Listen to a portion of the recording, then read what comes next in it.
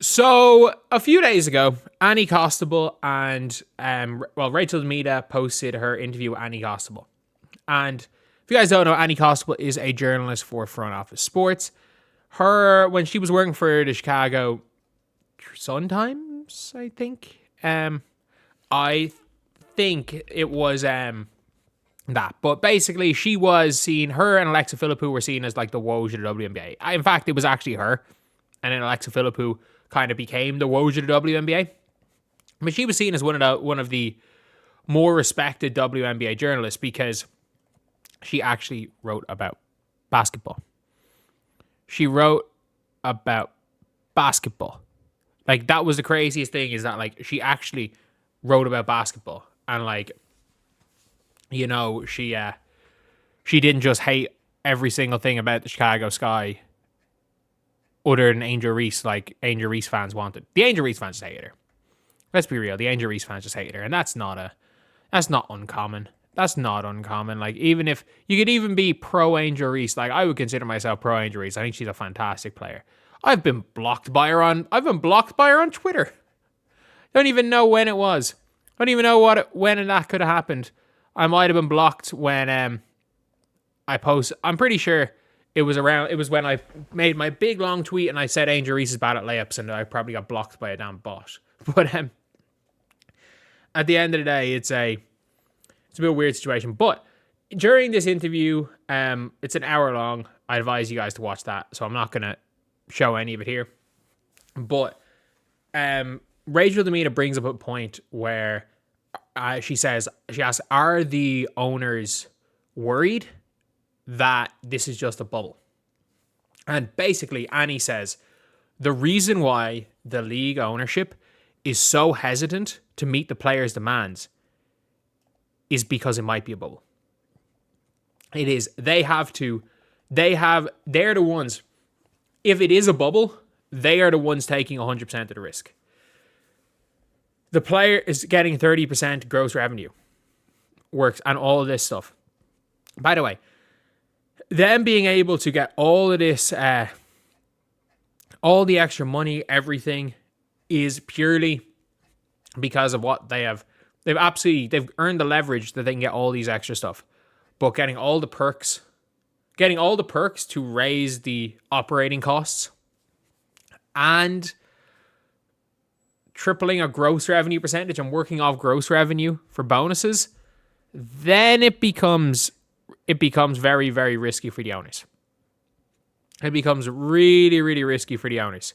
And this is one of those points that I've been making the whole time. And it's good to see Annie, who actually is one of the very few WNBA journalists who does talk to the owners, who actually has relationships with the owners, and not just random stands on Twitter that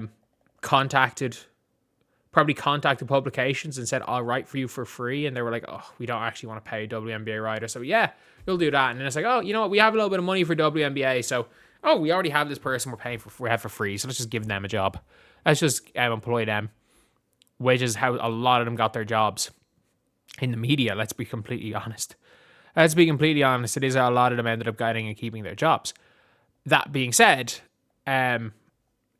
it's mad kind of hearing it, because this is an important part of everything when it comes to these negotiations, is how big that risk is and how much owners are willing to kind of put up with, what they're willing to give up, what risk they are willing to take. And let's be real, they're probably very risk averse, considering how much money has been lost over the last 30 years on this league. And I'd say they're almost risking the league shutting down now for, if it is a bubble, the leagues, if it's a bubble and the players get 30% gross revenue and it goes back to the way it was, like, the league's not going to last past 2030 anyway.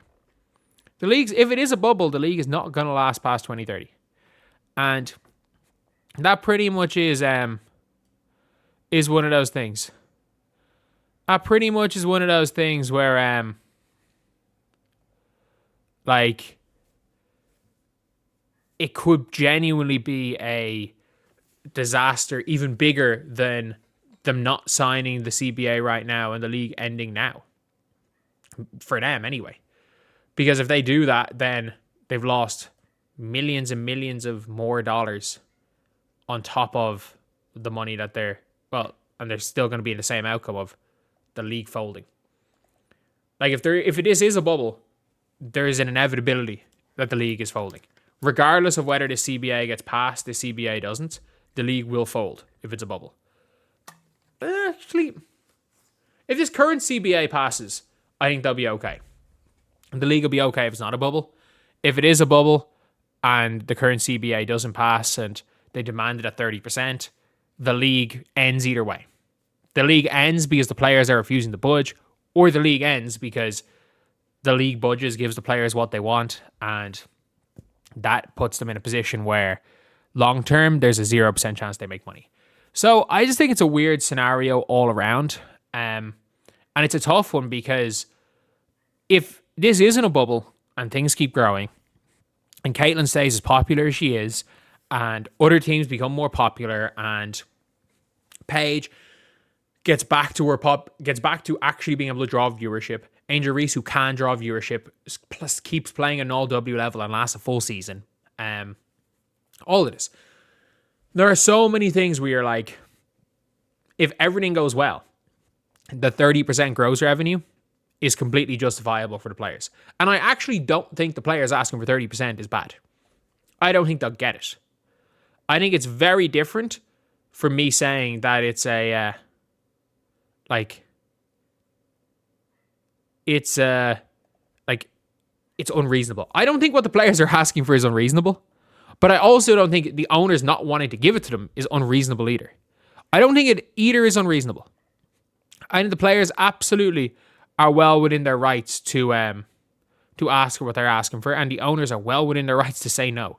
And I think both sides are the players are trying to get what they can get and feel what they feel like they deserve, assuming continued growth, and the owners are not wanting to give up that because they're not willing to take the risk of it being continued growth, because as much as people want to talk about how much the league has grown, they all know there was a step back last year. If you subtract, the only reason the playoffs had more viewers was because the Fever played more games. The finals dropped viewers every single game. In 2024, the finals picked up every single game. And you might be saying, oh, but like, it was a whitewash. It wasn't a whitewash, though. It went 3-0. Game 1 was fantastic. Game 1 had more viewers than 2024. It literally was like Game 1 was way higher. And then it just dropped as 2024 went up and up and up. And then Game 5 was the most viewed game of the year. Everyone was talking about the WNBA finals. Everyone's talking about the WNBA season. The most viewed game was the first fucking game of the season. Caitlin Clark versus Angel Reese. The first game of the season was the most viewed game. Even Caitlin Clark's first game of her career wasn't in her top 5 as a rookie. Not even her top 5. It wasn't even top 10 if you include the All-Star break. The All-Star game half the viewership without Caitlin Clark. So, yeah, the owners don't want to take that risk.